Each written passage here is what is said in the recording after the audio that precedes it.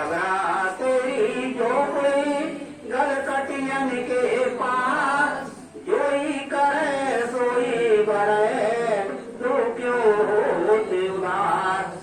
जे प्यार से सुमरन करे हाथन से सत्कार, राम मिले घर आए के कह रघुदास विचार। भक्ति दान मोह दीजिए गुरुदेवन के देव, और नहीं कुछ चाहिए स्वामी निष्ठिन तुम्हारी से। बहुत सुंदर समय होता है जब हम सब लोग समय में से समय निकाल करके अपने गुरु प्रभु को याद में बैठते हैं।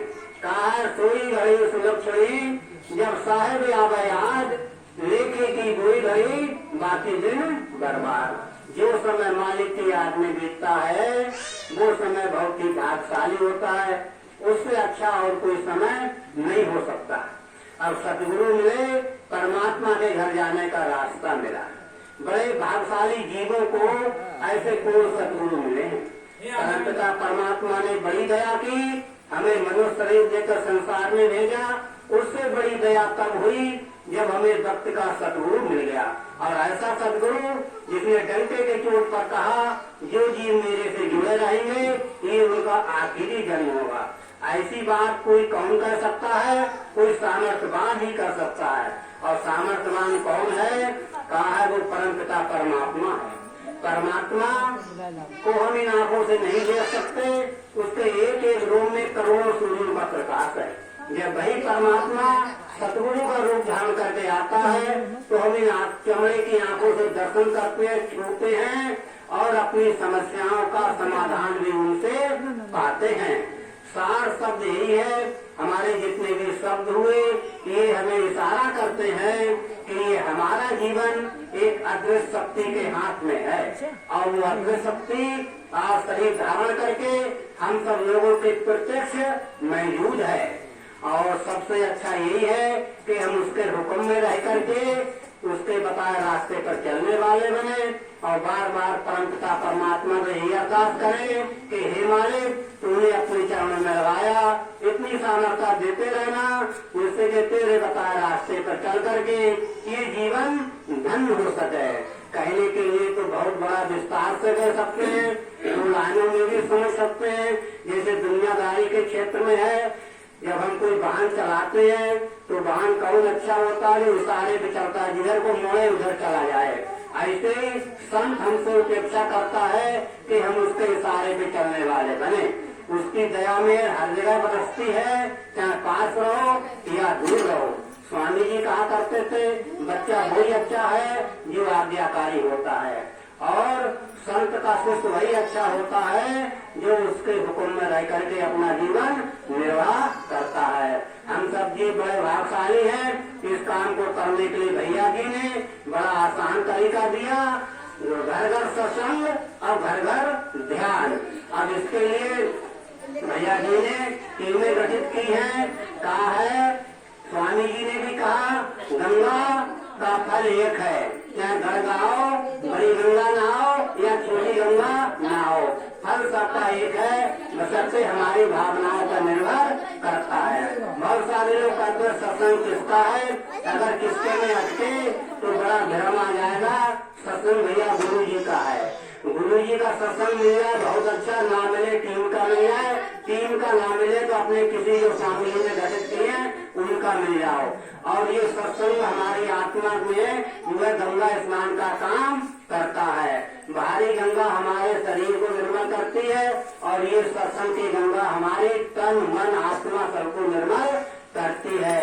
बोला स्वामी जी महाराज की जय, पूज भैया जी महाराज की जय, अजय संत कृपाल सिंह महाराज की जय, सभी संत महापुरुषों की जय। बहुत बहुत धन्यवाद। हमारे हरिओम भैया स्वामी जी के सानिध्य में गुरु की बातें होंगे। सभी भाई शांति का दान देकर सत्संग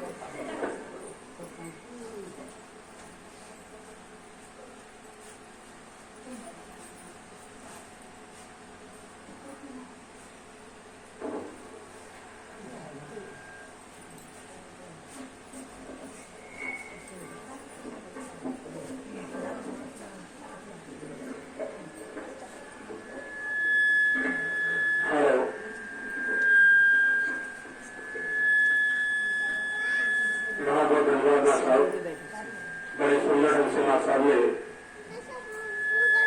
स्वामी जी महाराज की गुरु भैया महाराज की बात रखी, परमात्मा की बात रखी। आज बड़ा हमारे लिए खुशी का समय है कि मां साहब के और आप सब भाई बहनों के बीच में बैठने का ये सुंदर मौका मिला है गुरु भैया जी महाराज की स्वामी महाराज के पास से। तो जो भी भाई बहन यहाँ आए हैं उनका और हमारे इस गांव के जो भी महावसी महाग्रामवासी भाई बहन है उन सबका मैं हृदय से अभिनंदन और स्वागत करता हूँ। बहुत बहुत धन्यवाद। ये परमात्मा की चर्चा में आप सब भाई बहन बैठे हैं, आपका सबका हृदय से मैं अभिनंदन करता हूँ, स्वागत करता हूँ। प्रेम गुरु स्वामी महाराज की जय, हजूर कृपा महाराज की जय, गुरु भैया जी महाराज की जय। मंच पर सुशोभित परम गुरु स्वामी जी महाराज सत्संग स्थल पर उपस्थित गुरु चरिता संगत ग्राम गंगापुर के महामसूली महान ग्रामवासी भाई और बहनों, मेरा स्वामी महाराज के गुरु भैया जी महाराज के चरणों में कोट कोट नमन, कोट कोट प्रणाम स्वामी महाराज को, भैया जी महाराज को और स्वामी जी महाराज की संगत, गुरु भैया जी महाराज की जो संगत है उनके चरणों में मेरा कोट कोट प्रणाम, कोट कोट नमन। बहुत सुंदर समय है। मां साहब बड़े सुंदर ढंग से समझा रहे थे, सुनी घड़ी सुनत करी जब साहेब आवे याद लेखे की वही घड़ी बाकी की बर्बाद। स्वामी जी महाराज ने बड़े सुंदर ढंग से इस बात को समझाने का प्रयास किया सत्संग के माध्यम से कि हम आप जैसे अभी शब्दों के माध्यम से परमात्मा की चर्चा में बैठे हैं, परमात्मा की चर्चा शब्दों के माध्यम से कर रहे हैं और सुन रहे हैं। इस समय हमारा परमात्मा की दृष्टि में सुंदर अक्षर में लिखा गया है और यही समय हमारे लिए सबसे सुंदर है। स्वामी महाराज कहते हैं कि इस समय पूरा गांव सोता हो, पूरा घर सोता हो, हम उस समय जगे और जग करके बैठे परमात्मा को याद करें। पूरा दिन हमने काम किया परिवार को पालने के लिए, घर गृहस्थी चलाने के लिए, दुकान बिजनेस चलाने के लिए, नौकरी करने के लिए पूरा दिन काम किया। तो स्वामी जी महाराज कहते थे कि हम रात को जब बैठे तो चाहे पूरा घर से, पूरा गांव से, हम उस समय उठकर बैठ गए और परमात्मा की याद में अपनी सांसों को, अपने समय को लगा दे। ये समय हमारे लिए सबसे सुंदर है, सबसे सुंदर समय है। कह रहे हैं बाकी की बर्बाद। तो जो समय हमने दुनियादारी को कमाने में लगाया या हमने इन्हें दूसरे की निंदा चुगली में लगाया, ये सारा समय हमारा बर्बाद हो गया। तो महापुरुषों ने सुंदर ढंग से बात को कहा कि सोई घड़ी सुनत घड़ी जब साहेब आवे याद लेखे की गोई घड़ी बाकी की बर्बाद। आपके सामने एक छोटा सा उदाहरण देने के बाद स्वामी जी महाराज के शब्द है। वैसे तो आज किताब ऑफिस में भूल जाए क्योंकि वहां गाड़ी खड़ी थी, पहला वही छोड़ दिया और जब ट्रेन में आ गए तब उसका ध्यान आया कि पहला था। तो स्वामी जी महाराज के द्वारा एक शब्द है, उसके द्वारा सत्संग चलेगा। तो छोटा सा उदाहरण है, उसके बाद चलेंगे शब्द की तरफ कि हम जिस गुरु के शरण में हैं, शब्दों की कितनी बड़ी महिमा होती है। इस महिमा के लिए वो उदाहरण हमें दर्शा रहा है। जिक्र आता है मुल्तान की रानी भानुमती का।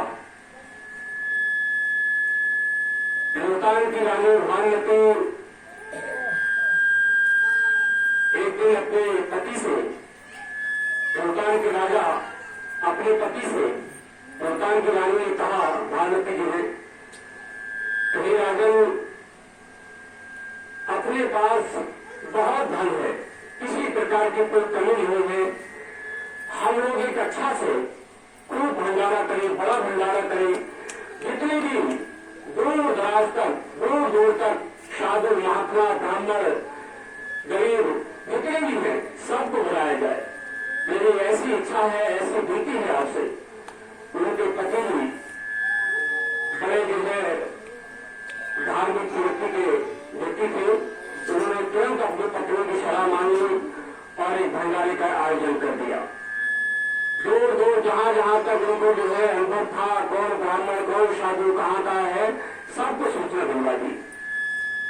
पर जिस दिन भंडारा था, सब लोग भंडारा प्रसाद लेने के लिए जा रहे थे, तो गुरु गोरखनाथ जी के शिष्य जो है रास्ते में आते मिले। उन्होंने देखा ये लोग बड़े भीड़ में कहाँ जा रहे हैं, तो उन्होंने पूछा कि भाई आप लोग कहाँ जा रहे हो?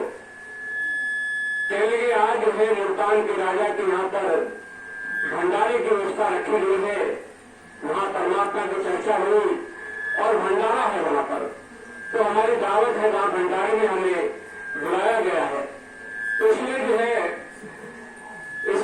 हमें भंडारे में जाना है। तो गुरु गोरखनाथ जी जो शिष्य थे, तो उन्होंने कहा हमारे गुरु गोरखनाथ जी रुद्रावतार है और इतने बड़े गुरु हैं, इतने बड़े ज्ञाता हैं, और उनके पास दावत नहीं आई। राजा बड़ा अहंकारी है, ये बात तो मुझे को बतानी पड़ेगी। शिष्यों ने जाकर के गुरु गोरखनाथ जी को बताया कि हे गुरुदेव, आज मुल्तान के राजा के यहाँ पर भंडारा है और दूर दूर से साधु महात्मा ब्राह्मणों को गरीबों को सबको बुलाया है, पर आपको नहीं बुलाया, आपकी दावत नहीं दी। ये तो आपका बहुत बड़ा अपमान हो रहा है। गुरु गोरखनाथ जी को गुस्सा आया और जो है वो अपना कमंडल उसको लेकर के राजा मुल्तान के यहाँ पर पहुंच गए और कहा हे राजन। जैसे ही जो है राजा ने देखा बड़े सम्मान के साथ उनको प्रणाम किया, चरण स्पर्श किया और कहा आइए उदय बैठिए। गुरु गोरखनाथ जी ने कहा कि आपने मेरा इतना बड़ा